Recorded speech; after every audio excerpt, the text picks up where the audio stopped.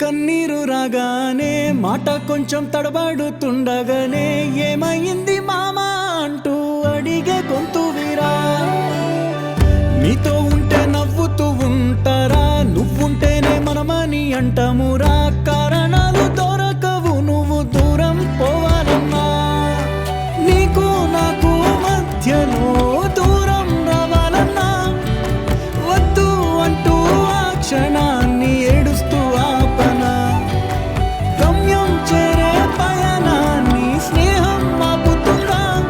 నీ మంచే కోరి పొమ్మనేంత ప్రేమే మాకు లేదా. అల్లుకున్న తీగతో కలుసుకున్న కులం, స్నేహమన్న మాటలో ముచ్చటైన ముకురం.